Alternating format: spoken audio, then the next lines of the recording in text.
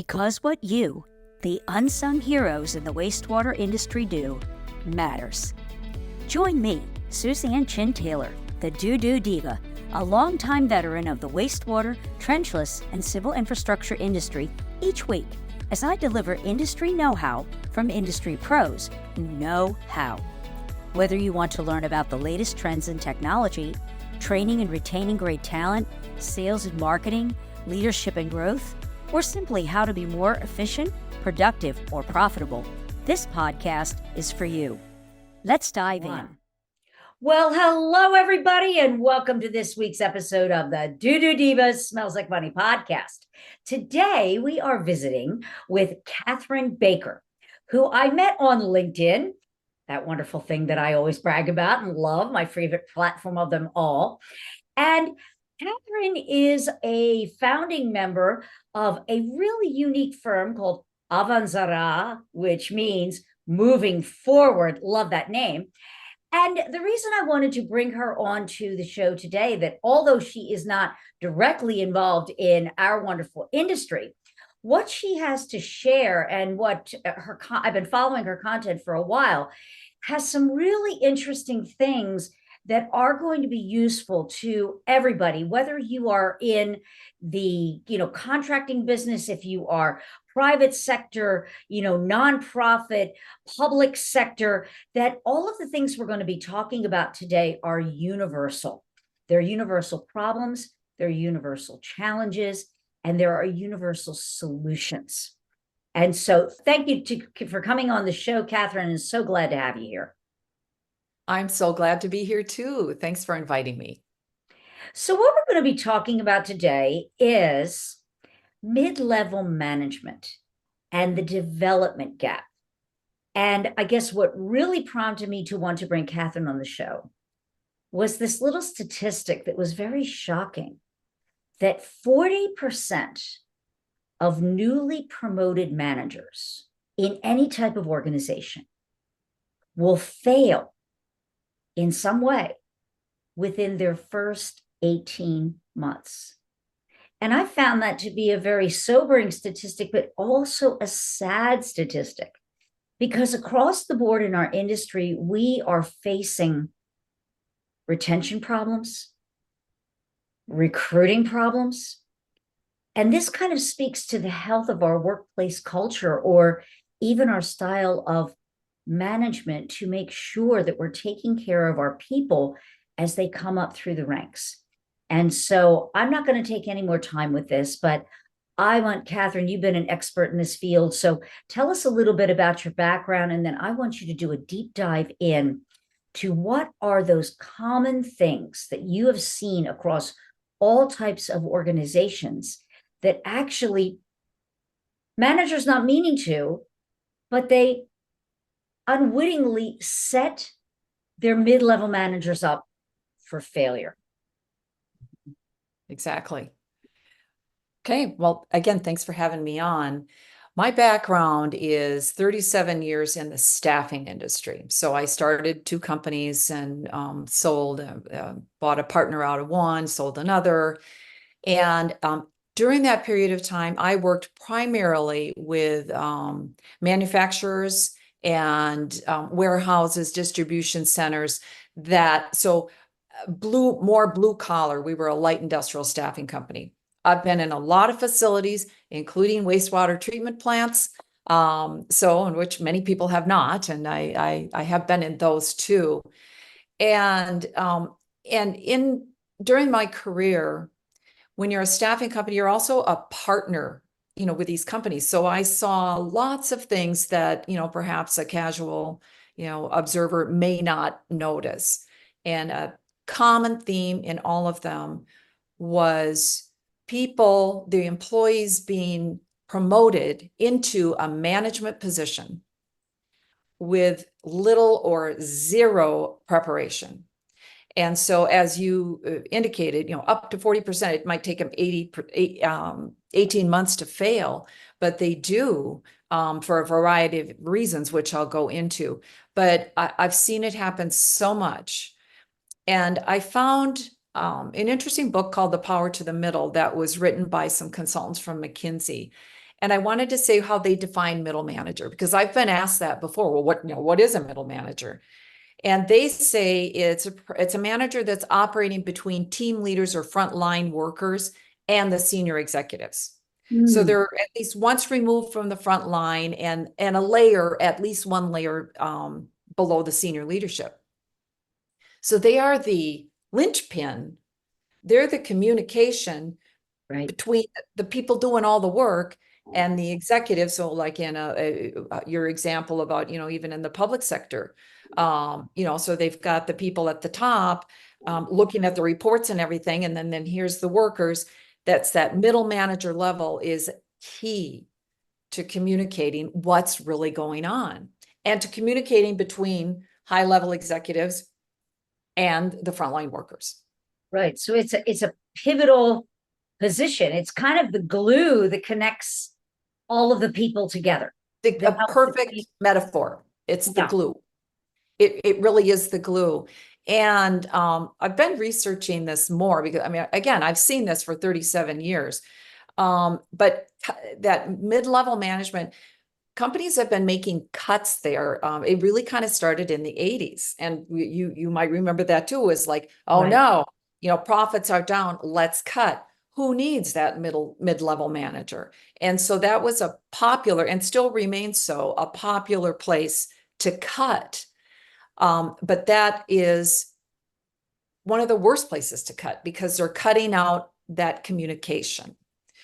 So instead of a company looking to say, okay, we need to make cuts, instead of looking at the mid-level managers and saying, maybe, where can we reposition them?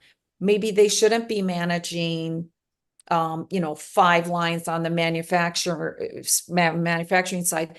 Maybe we need more help in the distribution side. Instead of looking at that, they're cut. Or I think almost worse, the mid-level managers are leaving in droves because they're overworked and underpaid.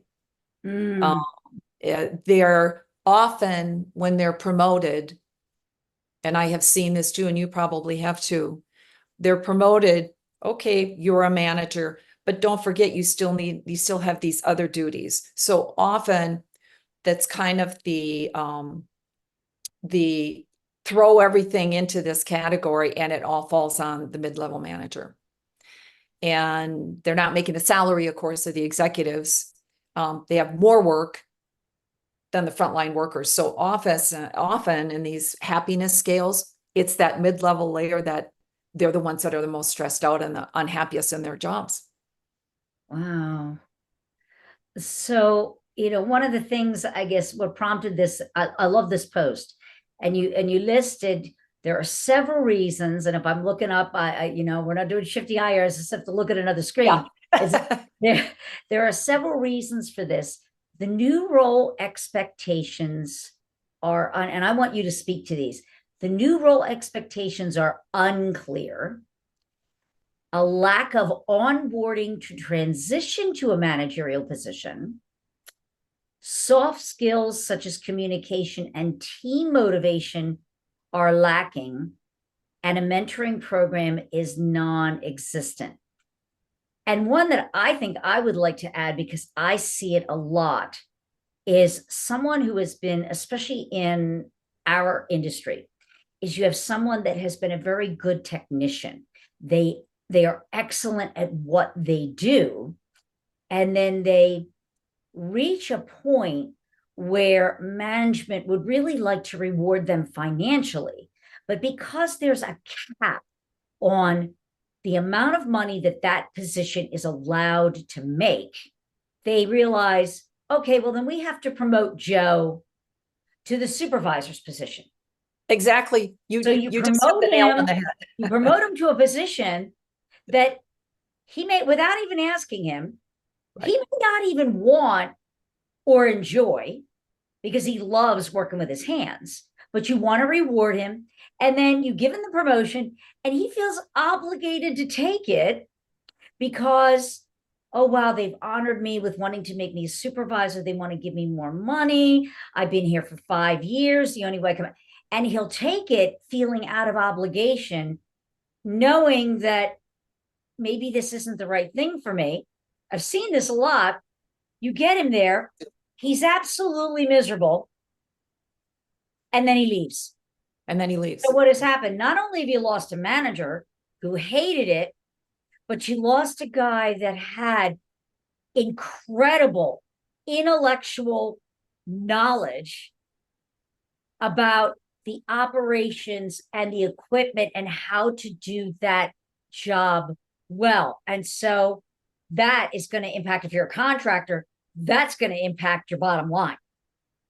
For sure. And if you're a city person, that's going to impact productivity and things breaking down all the time. Well, the contractor too, things breaking down all the time. And so that's another thing we talk about. You mentioned the Peter principle. Is that's another thing that managers, before they promote to that mid-level, does this guy even want this? And then maybe we have to think of other ways that, do we have to really put a cap on only paying the person that much because that's all that position is allowed to pay? I think that's a really narrow-minded way, because if that guy in that position is making you a lot of money, why shouldn't you financially reward him for doing a great job in that position? Would love your thoughts on that one. Oh, you're right on. And progressive companies do see that. And so, yeah, there are caps and they have structures, but to your point, the technician is a great example. Maybe he doesn't want that, and he does it out of obligation, takes it, but also takes it because he sees no other path of progression, because the company, I don't know what company, it's very narrow about, okay, you're technician, then maybe you're technician one, and then the next path is manager. And so he's like, oh, I don't have any choice if I'm going to grow. Instead of thinking, as you are suggesting, why don't we make a technician two or a senior technician? And it's also not always money. A title, I think companies underestimate the power of a title. And I can give you a good example of a personal example of this, but it's not just money. Yes, there's some of that, or could be another perk. It could be, every Friday off or every other Friday off. There's so many things depending on what industry you're in. But you're right. And my example in my industry was with a company, and it was a very, very good salesperson, brought a lot of money to the company. Nowhere that he was offered sales director to manage 5 other salespeople. He did not want to do that. He didn't know how to do it. Mm-hmm. But he knew there was nowhere else to go in that company except that position. So he took it.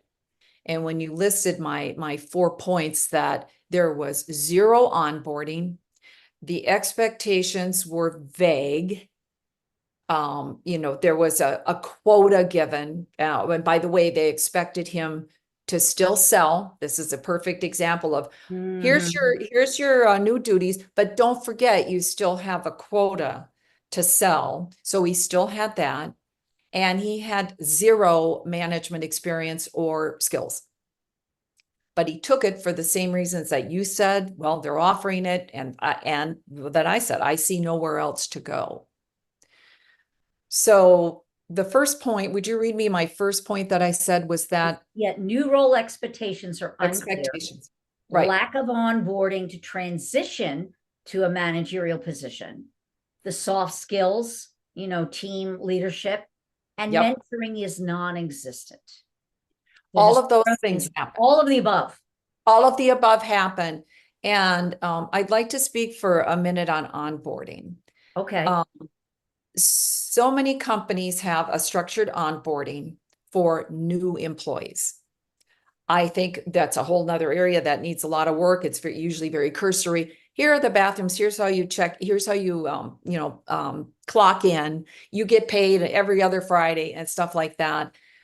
Very little usually things on the culture, for example, or let me introduce you to 3 peers and 2 people who are above you, and none of that.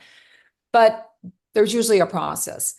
Often with promotable or promotions, there's none.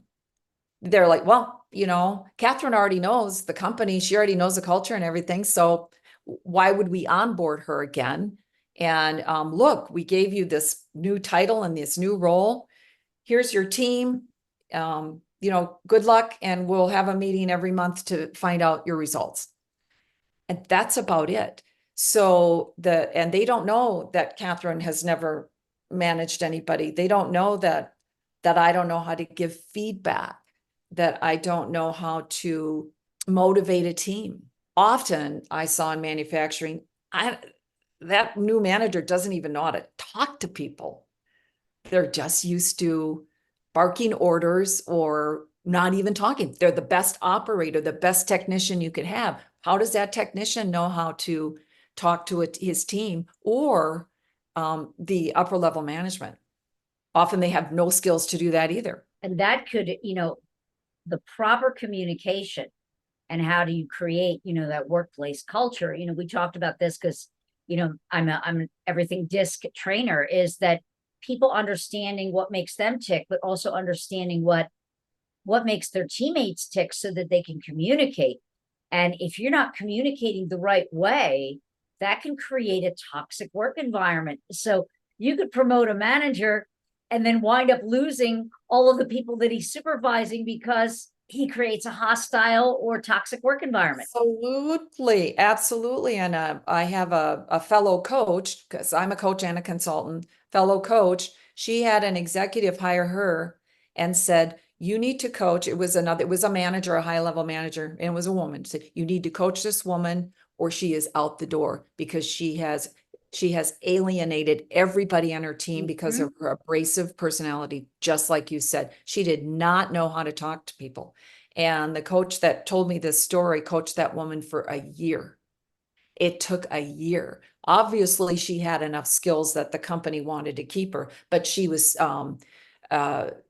people were quitting because of her, and you can't have that. So that's a perfect example of what you just said.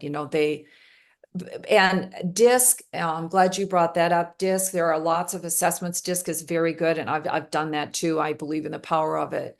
But some sort of assessment before you even make that decision to promote that person, I feel it's an investment, and it's an investment that's worth it. I'm sure you'll speak to that. Oh, absolutely. Because you were saying, when you invest in your people to create a strong workplace culture, and that you've got the right people in the right positions or helping them to be the best version of themselves, right? It's going to increase your bottom line. We talk a lot about in DISC that the hidden drain on your company's bottom line. And, we think about nonprofits, but you know what their bottom line is?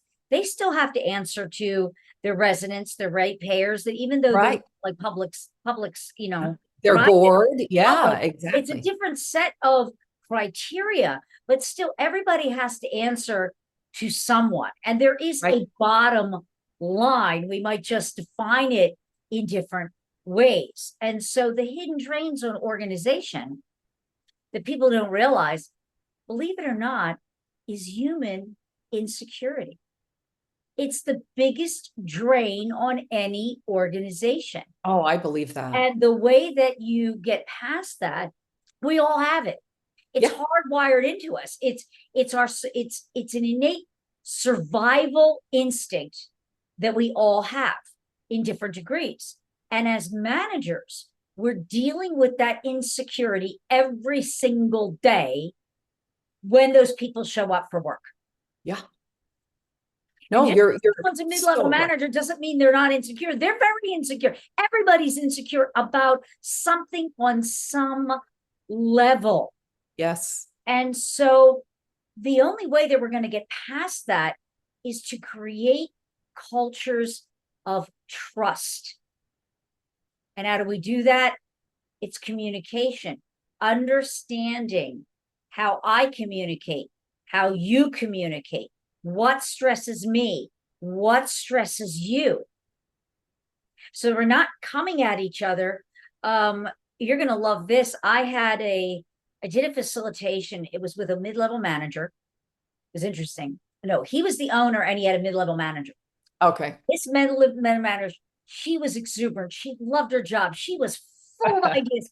And he was a very much, just the facts, ma'am type of guy. Yeah. And she would get so excited and her ideas were fantastic. And she'd come running into him and say, oh, and she would overload him. And he would just cut her off and shut her down.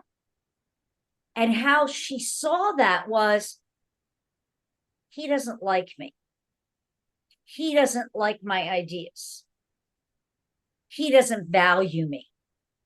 But what does that do? Builds the insecurity.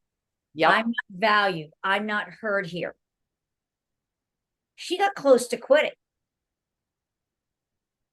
We got them together for what we were talking about, like onboarding and communication and like coaching types of things. And she explained that when these things happened, how that made her feel. This big guy, and I'm telling you, he was like a big, gruff, he worked in the, it was in the oil fields. What do they call it? Leathernecks? Is that what they call it? Yeah, leathernecks. Oh my gosh. He was this big, burly guy. He broke down. He started to cry. Oh my gosh. And he felt so bad. And he said, making you feel that way was the last thing I ever would have wanted to do. You are one of my best managers. I don't want to lose you. And so they began to learn how he needed to receive information and how she processed ideas. And they found a way to work with each other. She didn't leave the company and she felt valued. And then he realized that, okay, I just need to sit here and I just need to like tune her out for a couple of seconds and let her get it out of her system. Yeah. And then wait until it's out of her system and then hear what she has to say. Wow. That's a great success story. It is. And it all comes down to, how do we bridge that gap? You were talking about early on that it's that communication between that manager and the frontline people. And she was a great communicator, but she was having a hard time learning how to communicate with the executive so that he could hear what she had to say about what was going on the front lines. So again, she was that communication. And so what I want to wrap up with in here is that something that you talk about, that how you're helping CEOs and those top people, whether it be the owner of the company, the, maybe above that mid-level supervisor, like that project supervisor, the public works director, the plant manager, that how do we address improving decision-making, improving the communication? I love that. Bridging, what are some of the ways that you have seen work in bridging the gaps between the leadership, mid-level management, and their front lines to help them be better mid-level managers? And some of the things that have actually impacted revenue, productivity, efficiency in an organization. Yeah. With the top level, it does start with them. They're the decision makers. They're the ones that have to see this developmental gap. And so it starts there. Coaching is a great way to do that because it's all about self-awareness. And also I'm probably going to be saying this for the rest of my life. Every problem, you'll probably agree with me, in any organization, doesn't matter, public, private, nonprofit, is a people problem. You might say, well, no, there's a problems with the software. There's problems with the equipment. Yes, it always boils down to a person. And if only the executives could remember that, and that's the first place you should look. So I think it's an education and coaching can really help that with the executives to say, here's where the real issue is when you're seeing all, what's going on with my turnover. Well, you have a toxic manager, Or a toxic manager that doesn't know they're toxic. Like your example, that guy didn't know he was scaring her away or that she was almost ready to quit. He had no intention of doing that. So it's an education with that. And it starts there. And then companies have to be willing to invest. And you're a consultant. Your customers are willing to invest and bring you in. You're a different set of eyes and you're trained to look at that. And you do. And you help. That example you gave me is so beautiful. You know, I mean, who knows what would have happened? And I don't know what the time frame. How long did it take you to get those two people to communicate better? Oh, it was a one-day facilitation because they Oh all my gosh. they're like, we went through an exercise, it was called a day in the life. And then they all went off the different, the different styles in the company had to go, because you know how this works. They go off and they all went through this day in the life and had to discuss their motivators and their stressors. And then they all had to come together and share what it's like to be in their skin. And as a result of that sharing across the board, it came out how she felt. And then that's when he just came unglued. He broke down. Yeah. And he broke down because he didn't realize what his manager was experiencing in her skin. And even some other managers, they all were kind of not with him, but with each other, in that recognizing why someone is reacting the way that they're reacting when you're communicating with them, or how you're communicating with them. Right. Right. And we're saying it all starts from the top, that we have to know our people. And I also think that, we're promoting someone without those skills. And like you were saying, that onboarding and the coaching. But something else that, and I wanted to get your take on this.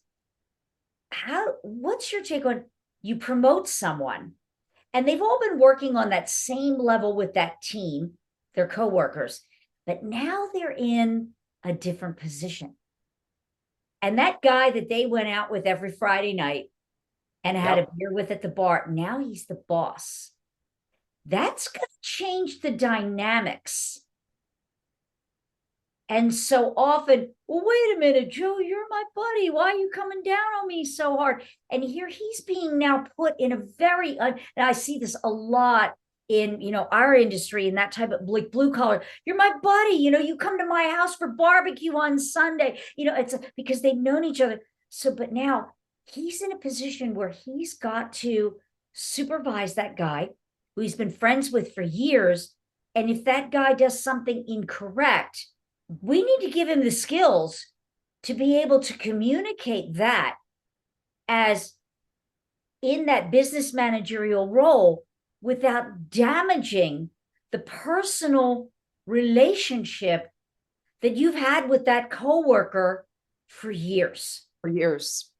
Well, it gets to the trust, like you said, but that happens all the time. And that is one of the soft skills that must be taught to them because they're managing their peers. There's books written on that, for a good reason, because it's really hard and it's tricky. And, but the manager, if they don't know, I saw it happen so much in my own company. Yeah, I was going to say, I don't think there's enough of that in the industry of how do you, when you get it, because your dynamics have changed, that I truly feel that there's an importance to when that person is promoted, that then they have some type of workshop facilitation of team building and workplace culture with that new mid-level manager and those people who are now, he is going to be responsible for supervising, so that they understand what's on the line for him, so that now they don't look at him as the bad guy. Right. Yep. And again, that's the trust. They can see from his point of view where he is, and it's honest and open communication, but that all needs to be taught. People don't, I really feel like most people really want to do the right thing and they want to do a good job. Yep. But if they don't have a clue, and if they're not supported by upper management, this mid-level manager, they're going to they flounder, and we've seen it happen a million times. And I also feel, and I think I had it in there, it might have been another post I put in about a mentor. I think a new manager, I talked about introducing its onboarding. Well, you know what? Give them a mentor. Assign them a mentor. So there's at least one person they can go to, or a coach, or both, and in those first 90 days, those are so critical. And I also feel strongly when you're talking about the trust and the communication that many people don't know, you have to change your communication style to your example with the guy in the oil field. You can't go in. I'm kind of like that woman. I got the best idea. Let's go for it, and he's like, oh, wait a minute. Well, I happen to be married to an engineer. That approach does not work well with an engineer. I need a spreadsheet when I go, even if I'm talking about a vacation. So, and I need, a whiteboard or something. So I get it. And I think sometimes people feel insecure with, well, I got to be me. It's not being insincere or anything, but you have to change your style. So I can talk to you as exuberantly as I want because you're so full of energy and you're not going to be taken aback by whatever I throw at you, Right. But there are people that I would really tone it down. So that's another, it's all about the soft skills, and it's all about being supported by upper level management and doing some planning before you throw the person into the job. And you started it out with, you might not even need to throw them into the job. You might just need to give them a new title, a little bit more money. If it's not in the budget, make it happen. And figure out other ways to reward them. Catherine, you had mentioned to me when we were offline also about a really interesting statistic that may really surprise some people about mid-level management. And, I'd like you to go ahead and do that right now, if you would, please. Sure. And this was shocking to me too. So this is from a recent McKinsey survey. And it said that on average, mid-level managers spend almost 75% of their time on tasks that have nothing to do with managing their teams. So, and I can use as an example, in manufacturing, I've been in lots of plants. And where do you see the mid-level managers as I'm touring the plant? In their office, filling out paperwork, doing their clerical duties that have been dumped on them when I should see them out in the plant. Generally, when I get tours, I've got the plant manager with me, and clearly that guy or woman has time to take me around, but the managers, up to 75% of their time, busy work, paperwork, probably necessary. Could it be given to, a delegated down, or even use AI for some of that? But so that was a shocking figure I wanted to give you. Wow. Or another thing, like a general admin assist, or even, like I outsource, we were talking offline that I've got 2 VAs. Yeah. And one time I had 3, but the one, he brought some other people into his VA firm, and now he can handle more of the things that my 3rd VA was doing. And the power of that to free up so that you're able to focus on, like you were saying, not busy work, but work that actually is profitable work for the business. And I would think in the case of a mid-level manager, would actually impact the bottom line and efficiency. Absolutely. And productivity to keep Absolutely. Them where they can be of most value to the organization, instead of doing things that a clerk can do, right, that doesn't need to be paid the salary that he's being paid. Wow. Yeah. That's another thing that we need to be maybe looking at. Everybody says, oh, I don't want to outsource. But you know what? There are ways that you can do this where you're not going to impact jobs, but you can actually make your managers more efficient by giving them not a dedicated employee, but a VA that you don't have to pay them benefits, you don't have to pay them vacation, you don't have to pay payroll taxes, but to outsource to get some of that stuff done. Thank you for bringing that statistic, because I think that's something that we all need to be looking more at.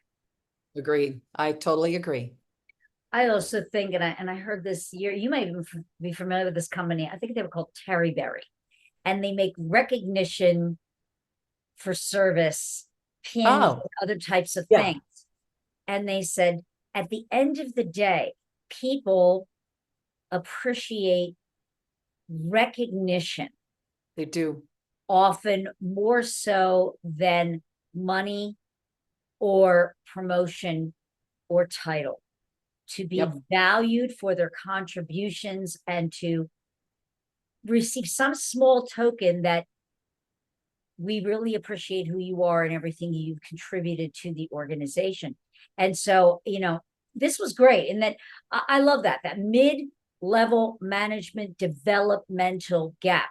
Yeah. We as owners of businesses, I'm an executive, and even though I don't have employees and I have, a team of subcontractors, is that I want to definitely set them up for success to do the best work for our clients at the end of the day, because we're all team members. And I'm sure that, every plant manager, every business owner in their heart want to see their people succeed. Yes. It impacts their I bottom line, agree. impacts them as how their boss is going to look at them, or, if you're the business owner, how it's going to impact the bottom line. And so I just want to wrap this up, is that I think that organizations, just like you were saying, need to be taking more of a look in investing in mid-level management development, because you've seen it, I've seen it, that when you make those investments, you're actually helping yourself. You're actually helping your team to succeed, because you don't want to promote someone and then a year or 18 months from now, things are falling apart at the seam, or they move on. Then you're back Right. in the same spot again, having Right. to find another manager to fill that gap. And I love how you were saying that they're the communicators, they bridge the gap. So how can, if people are interested, because you've got a lot of knowledge in a lot of spaces, in how you can bridge that gap successfully for mid-level managers, how can they learn more about what your company does, availing themselves of some of the tools, or maybe just talking to you about what are some of the possibilities? What should they be looking at in, maybe they're not ready to do it now, but putting together a plan for onboarding and training and mentoring for mid-level managers? Yeah. Well, of course, I'm on LinkedIn, and that's where I follow you too. So I agree with you. It's the best platform. And I have a calendar link. Anybody could book a 30-minute call, and I can go over that with them. So all my contact information is in there. My website is thinkavanzara.com. And so And I'm there. spell that for us, please. Avanzara is Avanzara. I love it. It's very phonetic. Moving Yeah. forward. And it's very prophetic. Moving forward, a lot of people ask, so what does that mean? And I really like that. So for those of you who are in management of any kind, I invite you to take a look at Catherine's, LinkedIn, start following her.